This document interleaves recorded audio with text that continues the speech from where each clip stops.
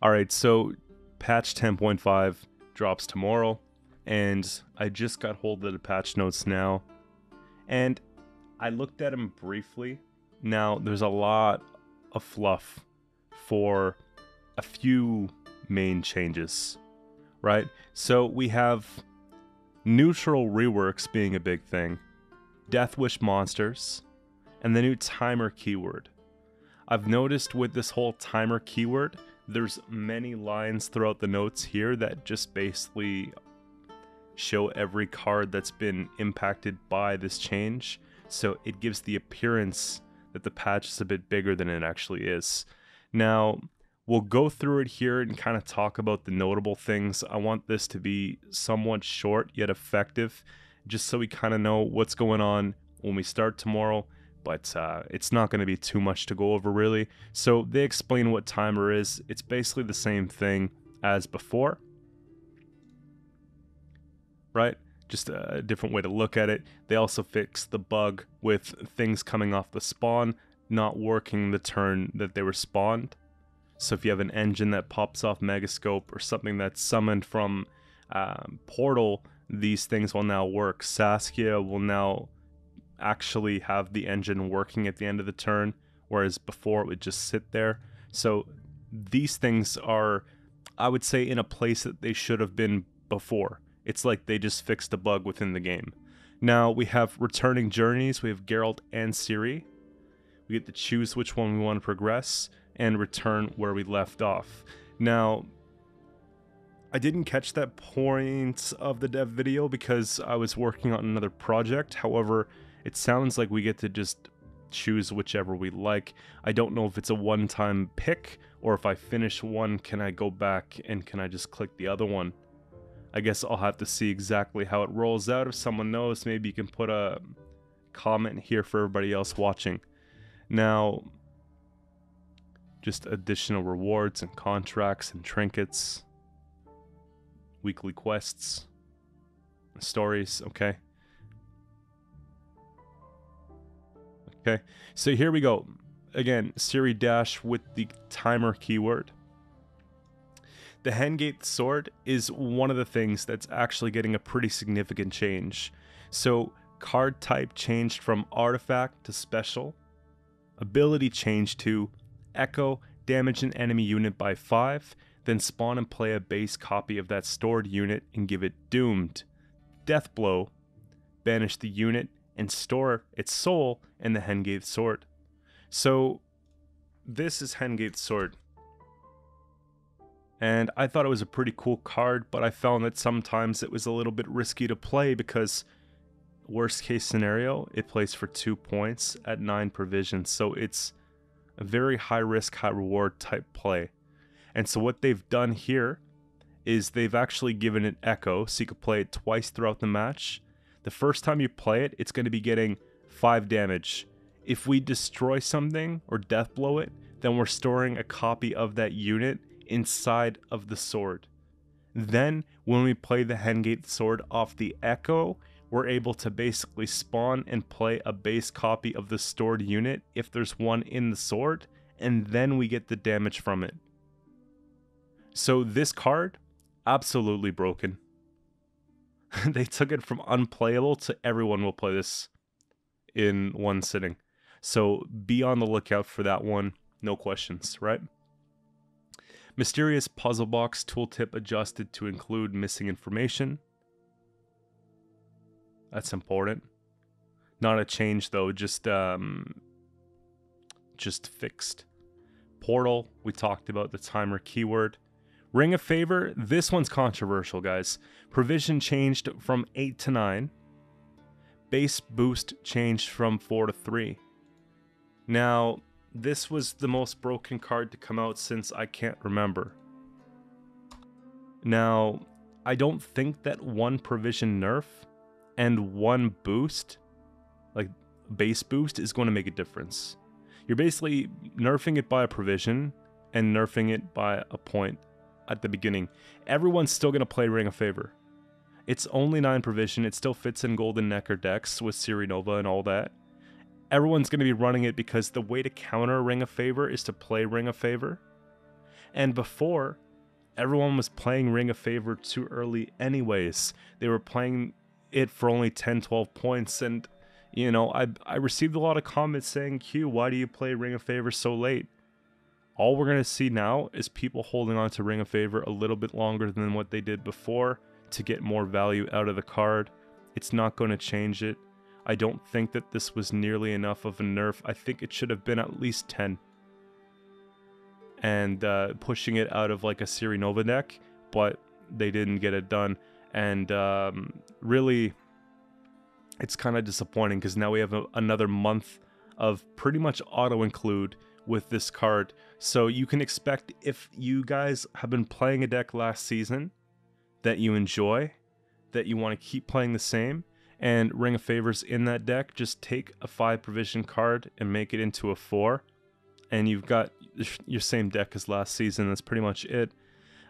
Sarah Quinn adjusted to keep timer keyword. I'm not going to be pulling these ones up because literally it's just the same card essentially. So next up we got Sahil. This is a pretty big change because this card was taken from not really being playable to now you can really build a deck around it and play for some sort of carryover into, you know, following rounds and whatnot with its initiative ability. So before we had damage an enemy unit by 1, death blow, increase order by 1, right? And it was an artifact. It stayed on the playing field, cooldown 2. Very slow play, very expensive play, and no carryover possibilities. So cards like this just didn't make sense, especially when you're comparing this sword to Erendite or something like that. It needed some changing. So with this here, we've got provision increase. However, the card effect changed quite a bit. So damage an enemy unit by 1, death blow, play a bronze from our hand, then move Sahil back to our hand. So it's allowing us to cycle out bronzes while bringing this card back to our hand. So we're not, you know, we're not going down a card, but we're just being able to kind of work on developing this engine here. And then with initiative, also increase the damage by 1 for the rest of the game. So if we can just get like a bunch, if I can get 3 or 4 uses in one round and then 3 or 4 uses in the next round, and if we can somehow get them all to set up with initiative, things could work quite well. What I'm thinking of off the get-go here is maybe this would work very well in some kind of Northern Realms charge deck or Northern Realms warfare deck, right, where you can have lots of pings to make sure things get dealt with. Mobilization might be pretty interesting with archers and stuff like that, just to make sure. We can even set up pings the turn before so we can make it work.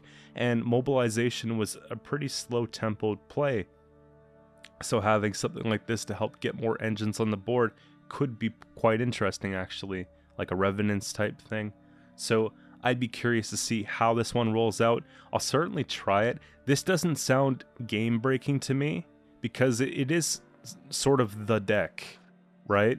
And it does rely on initiative to make sure that it doesn't get like super broken. And it's also playing bronzes from hand, not from deck. So you're going to run out eventually. That's the sort of pitfall behind it. Now, when I see this card for 12 provisions and I compare it to cards like the Handgates Sword for 9, I think I would rather just run Handgates. But again, we can try it and see how it goes and see if there's any new synergies with it that are worth exploring. Now, Stregobor tooltip changed. Same old. We got Summoning Circle. Provision changed from 6 to 8. Ability change to Resilience. Deploy, choose a unit from your deck and set the counter to that unit's provision cost. Before the end of your turn, remove a counter from self for each adjacent unit. When the counter reaches 0, summon the chosen unit from your deck to this row and destroy self. Okay. That's pretty cool. It acts as like what the name suggests, a summoning circle, right? Before, create and play a bronze unit from any faction. This wasn't being played. And the thing is, this especially wasn't being played because the runestones. And, you know, at the point where something's definitely just not going to be played, it makes more sense to just redo it. So I like that this has a counter, so it's a little bit slower. It's got resilience, which is quite interesting, so you can focus on like a carryover summon, which is pretty wild. And yeah, I think that's cool. I don't think that's busted or game ruining or anything like that. I think that's just genuinely a pretty good change.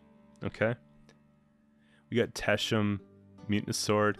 This is one that I don't have to look up for you guys. I'd have to look it up for both of us because I'll never... Okay, it's that one, yeah. So right now, damage an enemy by 5 if it has a shield, destroy it. Pretty specific with the whole shield thing. So what they've done is... damage an enemy by 5. Repeat once for each status it has. It's a special. Could you imagine if something has a shield, it's got defender, it's got doomed, like you're chewing through whatever card there is, and if it's not set up the way you need it to be, you can set it up. Let me tell you, this card would be very good in Nilfgaard because especially like a Philip deck, right? You could set it up so well with all the different statuses, and you can make sure that whenever you play this card, it's built to punish 20 points plus. That's what I would do. I think Nilfgaard screams... Nilfgaard's good, or something that can give at least 2 statuses. Like, Vampires could be kind of good, but Vampires doesn't really make sense with this, because Bleeding is also something that's damaging the card. So I would probably just keep it to, like, Doomed or Lock, and, you know, stuff like that doesn't do damage. So Nilfgaard's probably the first pick, for me at least, because repeat once for each. Not if it has a status, right? Villain Tredden Merith. I don't know. This one. You know, this one that we played some time ago. After 2 turns on turn end, destroy the highest unit in the battlefield, excluding self. They just changed it. I had to look it up because I had to be certain. Mastercrafted Spear.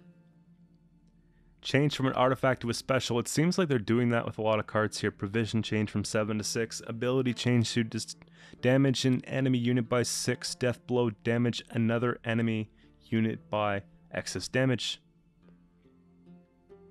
6 damage, confirmed. Like, guaranteed 6 damage, which I like. And it's 6 provision. So, it's kind of like Parasite equivalent, but any faction. But at the same time, wow. At the same time, it's bronze. Could put 2 of those. I wouldn't run. It's tough. Like, if you're going like the whole no unit thing, it is expensive for 6 points of removal. You're paying 6 provision each. But this card wasn't playable. Mastercrafted Spear, like this was, if I had a top 10 list of cards that should just be removed from the game, this was probably on that list. So I like that it's at least 6 damage confirmed. Megascope Adjusted. Petrie's Filter buff. This can make things actually playable, like Morntart and a lot of those cards that have orders but really low base powers. Right?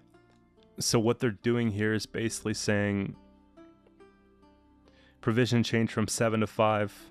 Ability change from boost an allied unit by 3. And then order give an allied unit veil, or zeal rather. So what we do is we put this down and we boost by 3. Order, give an allied zeal. It doesn't have order zeal like this one does.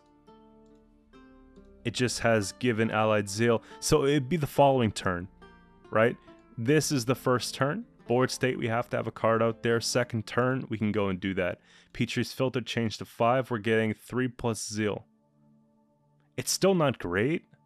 it still plays very similarly to like what we do before, because before we would probably just play it this way, right? But the provision buff was needed, because at 7, this card wasn't seeing any play. But now, like, let's see if I can get lucky on just writing order here and see if we... Yeah, I was kind of worried about this. I'd like to give you guys a good example, but anyways. This, that's 1. Yaga without Sabbath, that's 2.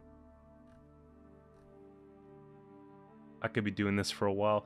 I'm gonna stop that right now, but there's a lot of cards that would be impacted by that, which having one of those in deck wouldn't necessarily hurt. Okay, so Thunderbolt provision change from 8 to 5. Okay. This is like the old classic starter deck special here, right? Deploy boost an ally by 3, order boost an ally by 3. Nothing changed but the price of the card. Before, it was ridiculously expensive. 6 for 8. Now it's 5 for 6. It's still not like great. But you know what's really what's really scary about this is Aglaeus. And that's probably going to be something I'm going to explore early. Just because, look, you put 2 of these down. Okay, no big deal, right? 10 provisions off 2 of these. We pump 6 boosts onto a last say Aglaeus, playing the last round like basically non-interactive. And then we've got 6, and then she boosts by double. I can't spell. Right? Imagine this. Now it's not a meme anymore, it's actually pretty serious. With just a small change to 1 card. That's all I can really think about. I don't know what else you'd want to use Thunderbolt with right now. I'm sure if we dug deep enough we could find some more uses, but that's something. Now, Wyvern Scale Shield. Card type change from artifact to special, provision change from 7 to 4. That means we can fit 2 of these no problem if it's good. Ability change to boost an ally by 4 and give it a shield.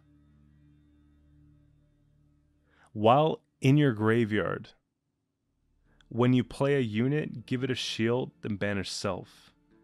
So what they're saying here is that I get to boost something by 4 and give it a shield, then this card goes to grave, and then the next unit that I play gets a shield, and then this card gets banished.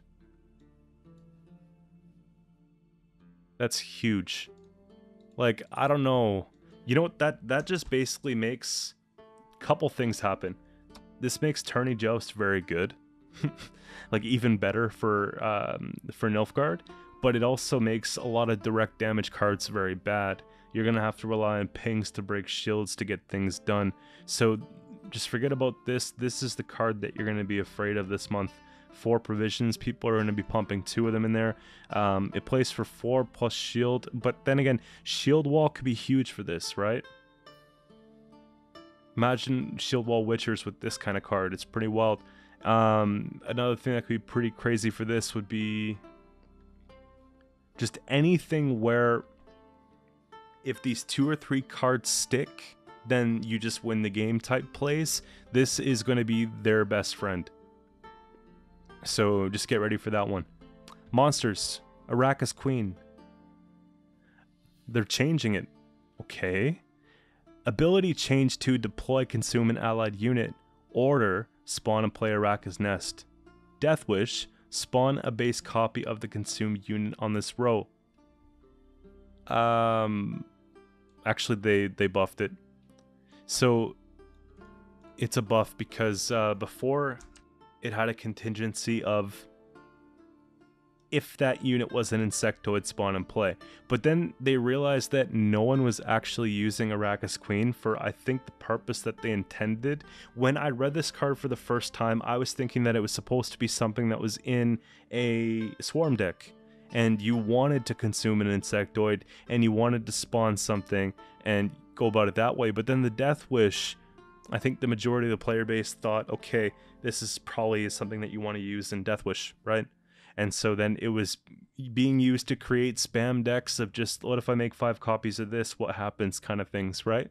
Right now they've added points to the card because they've taken away that contingency that those spam decks weren't able to get, and they've just made an order to spawn and play this additional card. So now the spam decks get the extra 4 points, right? Which is okay, sure. That's basically it. Old Spear Tip asleep, new timer, we talked about it. Ritual sacrifice name change to Brewis Ritual. Okay. Card type change from special to a unit. Power set to 5. That's actually a huge change. So just so we're on the same page here, guys, we're talking about this one here, the one that we tried to put in so many decks, but it just didn't work out. Trigger all Deathwish abilities. It seems very good, but things like Dettlaugh weren't procced, Ruin weren't procced. You know, you were getting a few bronzes, I guess, most of the time. If you were lucky, Maruna, but usually not so lucky. Now, they've made it a unit, and they changed the name, okay? And they've raised the provisions quite a bit. Ability change to Deathwish. Summon 2 random bronze Deathwish units from your deck to this row. That's massive. Guys, you know what I'm doing on patch day? It seems like 2 patches in a row I've done a Deathwish deck on like the day of. And it's looking like we're probably going to do a 3rd. So this card, very good right now. 100%. Like, look at it. I got some ideas already. It's not overly expensive. It's a pretty flexible deck in that range for provisions, but this is justified because you're bringing out 2 bronze Deathwish units. And before, if we're all complaining about, well, the Temple with Deathwish wasn't there, bringing out cards, there weren't a lot of direct tutors, that problem's been fixed with a card like this. I hope it's not too busted, but I like it. All we gotta do, oh my gosh. So if I take this here, and I trigger Deathwish from Urn of Shadows, like the stratagem, and then I actually consume it, we're getting 4 Deathwish thins. It's like hyper thin. Okay. Yeah, I gotta save my ideas because I gotta be the first one doing this. Hybrid ability change to deploy melee if a unit was consumed during this turn. Boost self by 4. Ranged, consume an ally. Hybrid was a card that no one played. And I think it was a card that when they made it, they had high expectations. Because it was in around Way of the Witcher when there was a lot of like, you know, V and crazy stuff going around, right? This just didn't happen. But now it looks pretty good. If a unit was consumed during this turn, boost self by 4. The base power's 4. So what? We consume something and slam this for 8 points? That's massive. We're doing that. That's just like, now you go from not playing it at all to putting 2 in the deck. And it's a backup consume. Vran Warrior provision change from 5 to 4. See, I noticed a bit of a trend here. So Vran Warrior,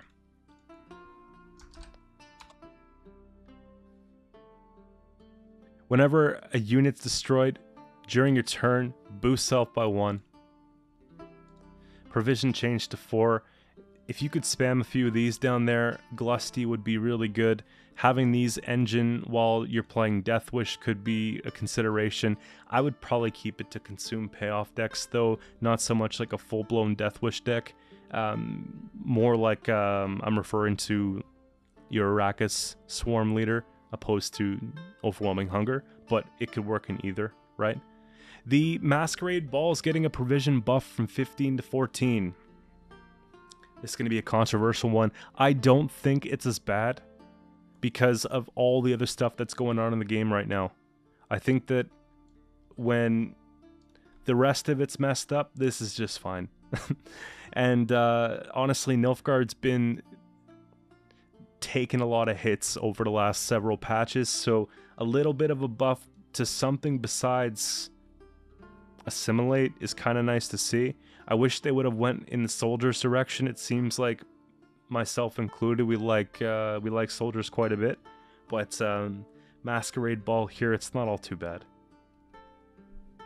You know, we can't do what we used to be able to do with double ball, so it's ethical, really. That's all I gotta say about that. Pretty straightforward. It still can get heat waved and all that, so it's not a big deal. Amnesty provision changed from 6 to 5. Now this I like. Wrong faction, but you know what I mean. Amnesty. So before, whenever I play Enslave, I like to have this card. You're able to see something, 3 or less power, conspiracy boosted by 2, devotion, always trigger ability. So, you know, being able to take something at 3 power and bring it onto our side of the playing field and make it 5 power is crazy. But the problem is having this being able to be set up properly. So in order to get this set up, you need to have like Hefty Helga or Fire Scorpions or something that's going to be doing a lot of damage pings that we can control the power of the opponent's card, then lay this down. Now, you can imagine that if we don't have those cards, if they get answered, or if it's a round where it's a very short round, we don't pull them, this card could be quite bad. Bringing it down to 5 provision makes it safer to play. And it gives you more of a reason to want to play Enslave and switch up the leader abilities for Nilfgaard. I think that this leader ability Enslave is probably one of the least played or least understood leader abilities in the faction. If you notice, like, think about the last time you played them, how often it's been. You played them in the last like 2 seasons. They've pretty much disappeared since maybe 10.1 or just before that. Like, I haven't seen a lot since, right? So something to think about. Northern Realms Amphibious Assault changed from 13 to 14 finally. Right, this card makes a bronze card a gold card twice. So there it is, Echo, you get to play it twice. And this is what I'm talking about when I say that, right? So they're nerfing it, and this is going to take decks like that Priestess deck and the Siege that's been in the forefront of the meta for the last 3 or 4 patches in a row, and then all that type of stuff, and give it just one more obstacle to work with. I think that's really fair, right? You're getting 2 tutors from the deck, and it's such a strong tutor. Like, it's arguably, well, it is stronger than Blood Eagle if you're thinking about tutors in around that provision spot. So why don't they just make it reflect its strength in provisions? So I'm happy with that. I think that's fine. I think they'll still be able to play around it, but again, at least it's something. Queen Meve, timer keyword, we talked about it. Great. Traveling Priestess, just so you guys know, I have a teammate who took a deck like this last season. Traveling Priestess. One of my teammates took the deck to 2700 MMR. If you guys are familiar with Bart, yeah, 2700. I saw pictures. It did happen. So with that being said, it's kind of good to see a nerf to this because it's so strong, right?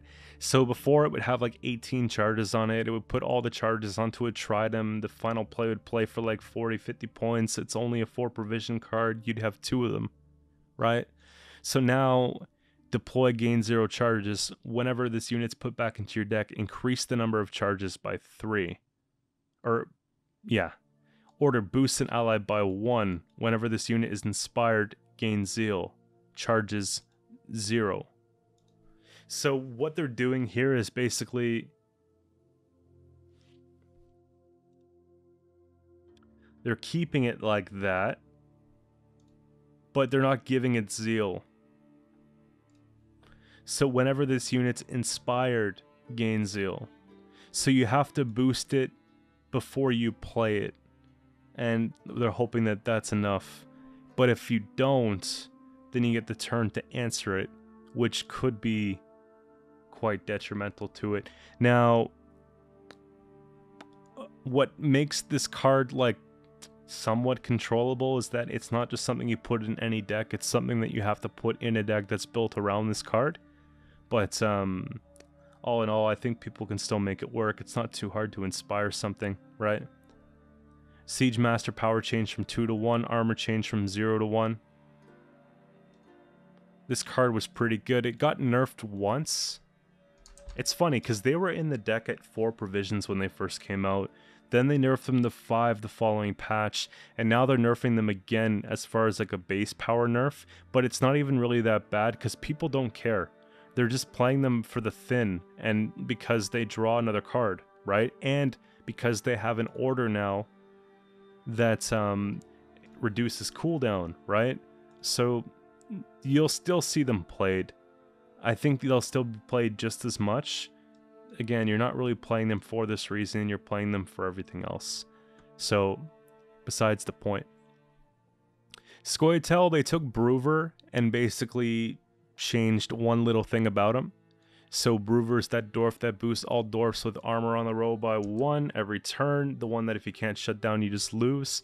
What they're doing is basically saying, okay, we're going to take 1 armor off this card every turn. Which helps the opponent, I guess, have an opportunity to deal with it, right? Because not only can they chip down at it, but it'll be chipping down at itself, and then eventually this won't work. So I kind of like that, but it's really easy for dwarves to add armor back, so it's not very much of a nerf. It's a small rework that doesn't even warrant a provision change, so I guess that's fine. Saskia gets the new timer keyword. Venodane gets a nerf. So provision goes from 7 to 9, which is very good. And power goes from 6 to 7. So a little bit of something to kind of, you know, make up for it. I think that this card was really good. Like, since the Waylay change, this card's been too good, right? 9 provision, it's still playable. You'll still find a way to make it work. It balances things out a little bit. We saw too much elves over the last couple months, so a little bit less elves never hurt anybody. But you can still run this in other decks and feel fine about it too, right? So, yeah, venodane fix, I'm completely happy with that. We've got Zoltan's Company. Ability change to spawn 2 Rowdy Dwarfs on an allied row. Increase the number of spawned Rowdy Dwarfs by 1 for each Zoltan in your starting deck. That's interesting. So it's a little bit more of an incentive to play other Zoltans, and it, you know, gives you more payoff depending on how many you put, right? So this is the card that we're talking about here. And if we just kind of, we've got, you see, I mean, you're probably just running these anyways. That's kind of scary, actually, because if you run all 3 of them, then you're getting 5 Rowdy Dwarfs, and you probably just would anyway, so it's a buff. It sets up the bruver quicker, essentially. So guys, buffs to dwarfs, right? Crushing Trap, tooltip changed. Skellige Longship, tooltip adjusted. Okay, they didn't change anything, they just changed the tooltip. Sure. Because spawns don't work, right? Ludo, tooltip, timer. Inquisitor, tooltip, timer, you see? Game fixes. You guys can pull this one up. It's just things that are supposed to work that haven't been working are now working. And it's just all we can expect or hope for, right? But, yeah, good to see. All in all, I'm a little bit underwhelmed by the notes. They didn't touch some of the cards as much as I thought they would, like Ring of Favor, and they added the new timer, but that's all like optimization and just making things look cleaner. It wasn't really much of a change. There's only a few real cards that have been impacted by change, most of which were neutrals. It looks like Monsters got a bit of a buff on Arrakis Queen. It looks like Dwarfs got a bit of a buff on their Bruver play and their top end with the Zoltan play. And it looks like Nilfgaard got a bit of a buff here with Masquerade Ball. All in all, we get a couple little nerfs to Northern Realms. Syndicate doesn't really see much there, and that's about it. So we're in for a very similar month to what we've just had in Gwent for the past month. However, there are some new little techs and stuff to mess around with, and it looks like the Sirinova Golden Necker decks are still going to be quite popular heading into the new patch. I've got tons of new ideas for new decks, so stick around for that. I'm going to be uploading at least once per day for at least the first week of the patch. And if I can do 2 uploads a day, all the better, because we got to get these ideas out there. And if you guys enjoy the content you see, don't forget to subscribe to the channel, and I will see you tomorrow morning.